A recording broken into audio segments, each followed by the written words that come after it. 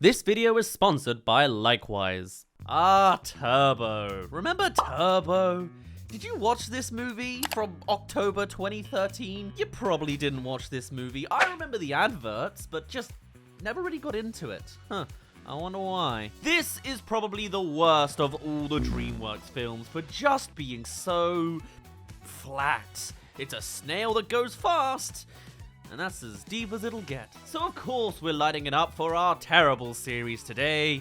Let's get into it. Thank you to Likewise for sponsoring this video. Likewise just launched their newest product, Likewise TV. Streaming fatigue has really picked up recently, and it seems there's just too many streaming services to track these days. It's a complete gamble to know which service even has the thing you want, which is where Likewise TV helps. It's not another streaming service, it's a hub, consolidating all these services into one place and working to customize it all to you, having on-point recommendations across all these platforms to show you just what you'll actually like, as opposed to what's just trending. With Likewise TV, I can save shows and movies onto a single watch list for ease, and there's even extra features included, like community comments for said shows, as well as a direct spotlight on what's coming and leaving soon. Much more convenient than watching each service news individually. So use the link of mine down in the description and you can see my watch lists and recommendations and follow me there. It's free to sign up and practically essential in this day and age. Thanks again to Likewise for sponsoring us and just make it a really convenient product. Link again is down in the description. We begin right down on the racetrack with the tension of any good race scene, kinda like Cars, just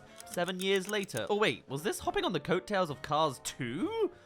Ooh. Anyway, in comes our snail, Theo. Actually, quite endearingly adding himself like it's all a projection behind him. He's watching and sticking, of course, on the TV. He's not actually a fast snail yet, he just has the dreams to be one. And his biggest idol... No dream is too big, and no dreamer too small. Guy Garnier, the totally not bad guy you've seen idolized in tropes so many times before. And he was voiced by Bill Hader? Well, I guess everyone has to reach their lowest somewhere. Wait, what? The main snail is Ryan Reynolds, the actor? Wait, hold on. So this is all like the predecessor to those quippy Ryan Reynolds movies? Oh, I can't wait to see where all this goes. One thing that separates the ordinary from the extraordinary. What is it? Money! It's money, you know, sponsors. Nothing to really do with snails at all, to be honest. Yeah. So Theo is an ordinary snail, and his friend Chet here likes to remind him of that fact. But screw him, it's time for a sprint at 2 o'clock in the morning. It's the plot of Ratatouille with a bit more arrogance than frustration. Yes! 17 minutes! That's a new record! There's no way a movie with characters at this pace possibly could be watchable, or this is about to be real inconsistent. And surely doing something like rolling is gonna be way faster, which is the whole point of the record, right? Oh no, there's apparently a caveat for that one. We've been over this. I don't tuck and roll. You have a shell for a reason. Use it. Theo is somehow too full of pride to actually do the very thing that would speed him up. You know, cars can tuck and roll too.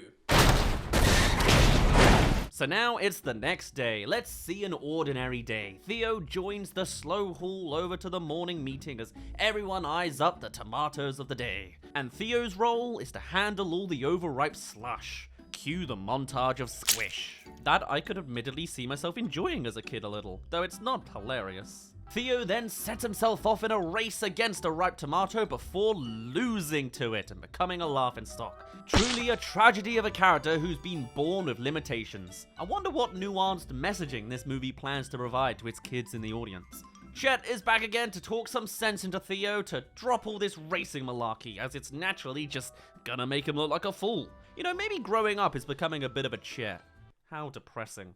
And then comes in the plotline of Sid from Toy Story 1. There's a kid in the garden that's a danger to them all, finding joy in crushing shells with his little tricycle. But he just passes by unknowingly this time. What an exciting plug of a scene. So Theo naturally has learned nothing. Always dreaming to push the boundary, now drinking directly from Garnier's sponsored fizzy drink. Where would he have even gotten that? And just on the cusp of learning the gospel words from Garnier's latest interview, Theo destroys his TV with a drink, trying desperately to put it together, only to fail. Though I must say, I really enjoyed the character design work that was put into the snail character design, with their protruding eyes being like hands that they can mash against surfaces in a tantrum and all that. The animators and director are really pushing for as much as they can with the prompt. And the very next day, drama ensues. The perfect tomato finally falls out onto the grasslands on Gardener Day, soon to be lost to the lawnmower itself. It's a loss for all the snails who give up immediately. But keeping Garnier's last words in mind, Theo goes for one final dash. Take a chance and risk it all. Risking it all or losing in cowardice. It's a race to define him. Grass blades flying past, American jets flying overhead. All sorts of imagery to really bring us into Theo's head in a fantastical visual display, only to have it literally ripped apart as the lawnmower comes to, and Theo is luckily blasted to the side by a hose. With one final morph transition with the lawnmower and Garnier, that was actually really well done. A moment for Theo to finally come to his sad realization, all presented with some fantastic animation and direction. Wait, am I enjoying this movie? Or is this maybe just gonna be the best bit? Theo is now depressed, brooding in the nighttime streets way beyond his garden grounds, choosing to overlook the city one last time. Oh no, just the motorways of American society. Hey, is this just one big propaganda for how car crazy your country is? Says a lot when only a snail romanticizes this. I wish I was...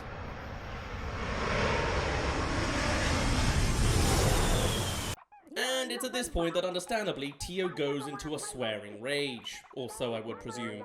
Anyway, mid-brood, a lorry somehow sees and beeps him before sweeping him into traffic. Rest in peace, little snail. He's slathered onto the front of a car and given the race treatment firsthand. Wow, dude must have some good grip to still be hanging on. But soon enough, he slapped into the engine itself and somehow isn't set alight that instant. Man, animations really like mechanics, huh? Anyway, this driver has a nitro boost, which Theo is soon entirely engulfed in, and with that...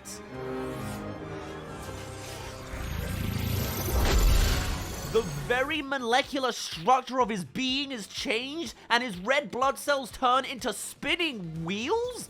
What is this madness? My years of education were wasted if this is how it works. And Theo is ejected from it all. Now he has powers. A real comic book origin story. And oh, so stupid. Unless, has someone actually tried this on a snail before? Oh, it reeks in here. Oh, like wearing a hat made of feet. Wow, this really is a Ryan Reynolds prequel movie. He hasn't quite perfected his similes just yet, but he'll get there. A crime-fighting shit-swizzler. It's time for another boring morning meeting, which a not at all subtle hungover Theo promptly interrupts with...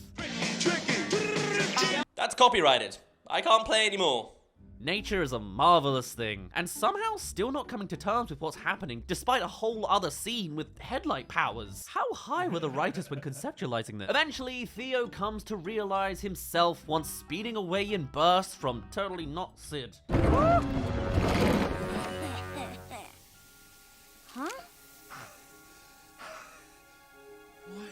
Super speed. And a fun little action scene that ends with him speeding along Sid's tires to throw him off? That's actually quite creative. But of course, it can't be all rainbows and sunshine yet, as Theo now crashes said tricycle right through the tomato farm, and everyone's mad. Will Theo ever explain himself and his obvious powers? No. Because it's that frustrating plotline of miscommunications, of course. And this is so severe this time that Theo is fired, and so is Chet. Everyone hates Theo, and there's no time to explain. Drag down with you on your sinking ship. And then Chet gets eaten. What a sad tale for him. It's Theo's first prompt, speeding towards the crows to try and save him.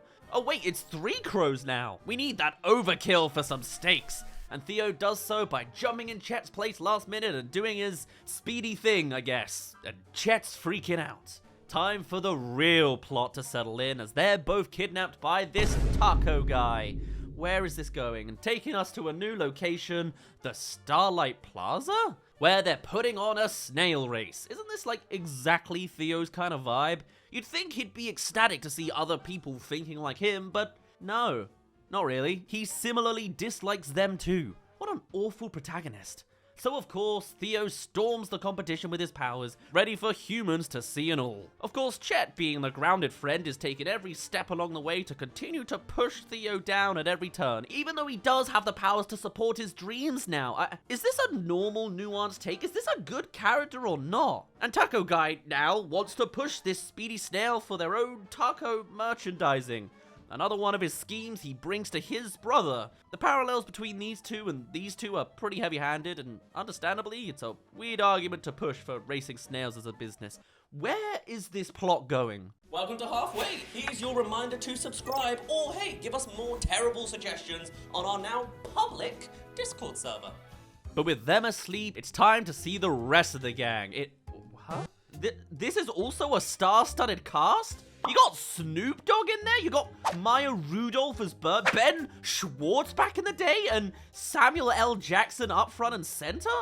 They really pulled out all the stops on this one. And yet, despite meeting people with the very same racing dreams and similar inabilities, Theo looks down on them like total schmucks, choosing never to get along with anybody because now he feels he has a high horse to talk from actually having powers. Literally spitting on the kind of person he was just one day ago. And we're meant to be rooting for this guy? So they pit him in a race against them, except giving them the advantage of snowboarding down some wires? That's pretty creative, if only it wasn't just one gimmick. And with Theo not quite knowing a jump is needed, he comes in last. And now the others have proved themselves that they too can do fast.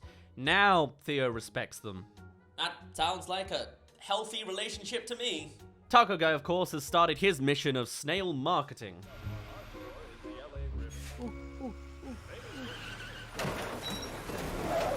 But it's not going too well. Also another star-studded cast in the past, this guy is Micheal Pena, the goofy friend from Ant-Man who always steals the show there. Wow, he existed in 2013? Other services at this little corner strip is a mechanic, vehicular toys, and pedicure parlor along with the taco place. What?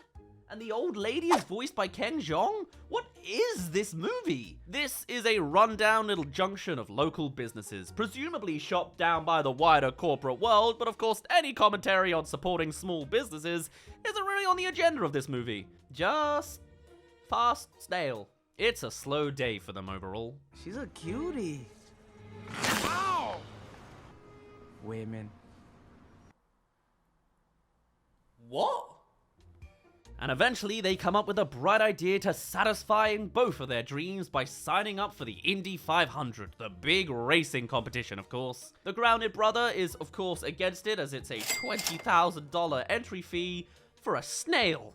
And Chet is similarly reserved because, and they try and pull that sort of dialogue trick where two sets of two characters are having the same conversation, but I don't know, it just doesn't really roll off the tongue as well as, well, Shrek 2 is the only example that comes to mind, but you get the idea.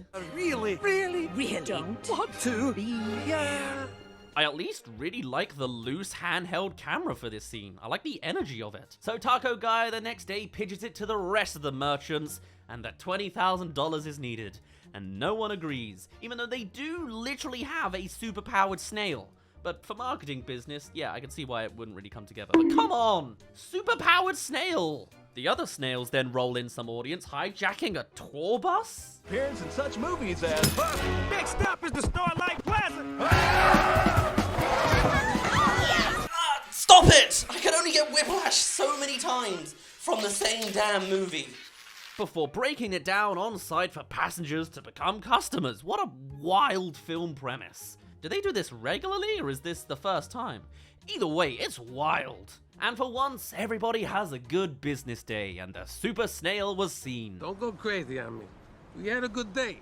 We sold a few extra tacos. Yeah, actually, maybe it is. Going super greedy for one of the biggest racing audiences may actually just be more corporate greed again, continuing the cycle of shooting down local, humble businesses. But it convinces the rest, who now put together that $20,000.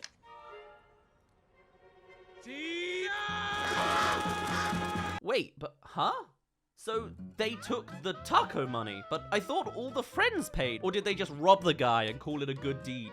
Either way, it's time for a journey to Indianapolis. The race is going on, and Theo is officially dubbed Turbo, not just by himself, but communicated to the humans too. Do they not question that they know English any further? And while commuting in the truck, every merchant assists their own talents into building the image of Turbo. Toy guy sticks on some gear, manicure lady paints up his shell, and the actual mechanic, well, this is more of a biological superpower, so I guess she just kind of sits to the side and watches. But it's cool. Finally, the soon-to-be iconic franchise runner Turbo has come to be, outspeeding even the taco truck. And Chet, of course, is still shooting down Turbo at every opportunity. And here we are. I have a driver that I'd like to enter into the race. Oh, so they just gathered the money and are now gonna wing it on sight? God, what an idiot of a character we're supposed to be following. Hey, let's go! Come on, man, let's go! There's no way to treat a guy with glasses! Yeah, I kinda expected that. All for some glasses gags? It really wasn't worth it, guys. So instead, they go to confront the man of the hour himself, Guy Garnier, getting laughed at just like everybody else before. Whoa! That snail is fast! Jesus Christ, is this really meant to be a child? Sounds like a fully grown man. But still, Turbo has shocked the crowd, going fast enough to be accepted in and becoming a viral video that goes off on the internet like crazy. It's a miracle of nature! What? Hey, it seems like they actually understand what makes a viral video here. Not necessarily the content, but the reaction alongside it. It's the boy that makes it viral, not the snail. Pretty cool for 2013. If it was a modern movie, it'd add the train boy Francis angle. At least they got the Morty voice down. Whoa! There were some smart people behind this team. Just a shame the plot is all cliches and safety. And so it's decided in an announcement whether the snail is in fact going to race for this genuinely official racing competition. Of course they let the snail in. And so the night before the big event, you'll never guess what twist comes out. Guy Garnier is actually bad. Wow. They'll be watching me win. Really only ever craving the limelight at every opportunity, if that wasn't already clear enough from his recent appearances. Finally ending on... Crawl home, Garden Snail, while you still can. But wait, isn't that the exact opposite of what you want? Since a snail being there puts all eyes on you? Oh, whatever. And with your classic build-up from every facet of characters, it's time for the race to finally begin. And Turbo, without at all training his speed or even testing the limits of it, dives in headfirst into the race and keeps up at a steady pace to the cars. We've had Ratatouille and Toy Story and I guess A Bug's Life as well, and now it's just time for the cars part of the plotline. Does it at all cover the part where Turbo has finally bitten off more than he can chew, or has been arrogantly coasting along with expectations without putting in the real effort to improve himself? No. In fact, he's doing quite well. Everything just goes right for him because he's gifted now, and thus more valuable than every other character. Is there no such thing as friction in this universe, or is the underbelly of Turbo just producing an ungodly amount of ooze to compromise? Come on, internet. If the Cars fandom can overthink how Cars works, I want to see the same brain pickings happening on this film. There's a pit stop scene halfway through that's way too long for the logistics of a race, but sure. Also, how had none of the human characters thought ahead on how to actually handle all this extra race business? But anyway, the film continues, with Turbo coming to one big realization: to go under the cars. And that's it. Now he's empowered. He can use those headlights, and, you know, he's just faster than all the cars effortlessly to go under them. Or sometimes on the wall. That's quite creative for the snail logic, I guess. That's my brother right there! That's the back of his head! See, even the Taco Brother is impressed. And after some pretty illegal moves, I would have assumed, Turbo is all set to take the lead if it wasn't for one thing. Here we go. I sure hope Garnier won't do something evil and malicious. Spoilers, he does. It's the hint of an element of stakes here. Turbo has lost his powers, just as Chet was afraid of. What happens if you wake up tomorrow and your powers are gone? And with everything seemingly lost and no one able to help, perhaps it's time to call it quits. No, it's not.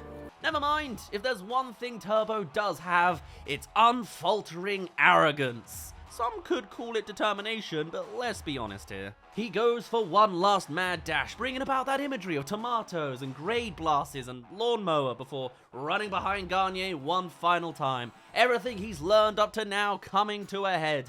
What has he learned this whole time? Oh right, jump up on a tire, check. Use the walls, that's a recent one, check. And fly overhead like that one time Samuel L. Jackson did it. Yeah, I think that's good enough for all the callbacks. And with a little extra time, Turbo preps for the final sprint, now in first place. Garnier also risking it all out in the plastic, a testament to his determination too, before crashing in a pile-up right near the end.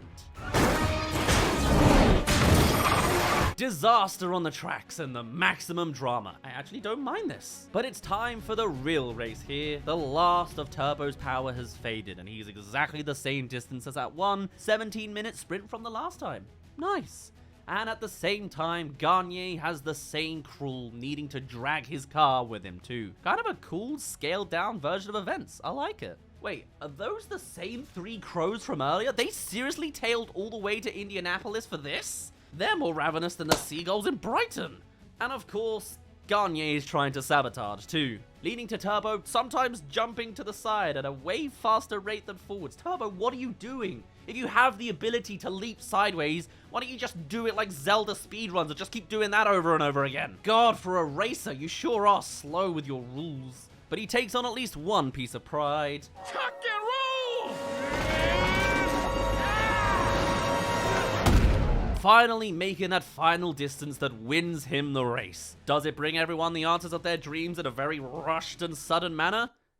Yup. Now suddenly, with little merchandising on the actual day of the race, that Starlight Strip is the talk of town. Business is booming on all fronts and everyone's here to see the snail race, even if Turbo no longer has the powers. Yeah, right, because that's how the public would react. All ending off with a normal, small-scale snail race with all the old family involved and well. And with new upgrades, even for Chet, it's time for one final race. A freeze frame like those old high school film endings. And that was Turbo.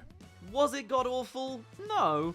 But it is somehow both incredibly dull and boring with its cliche fest, and just wildly chaotic. Somehow a bonkers movie that's totally forgettable, and definitely the lowest of DreamWorks' productions. Though I must admit, I liked more things than I expected. Though the experience is much better if you pretend they're talking about drugs the entire time. With my brains and your speed, we should be destined for greatness. Anyway, that's all from me. Check out all our other links if you're up for DreamWorks films in game form, or TikTok highlights, Twitter jokes about movie news, or just my face. That's all I can provide on Instagram. Anyway, my name's been Dazz, you didn't really care, and I'll see you in a bit.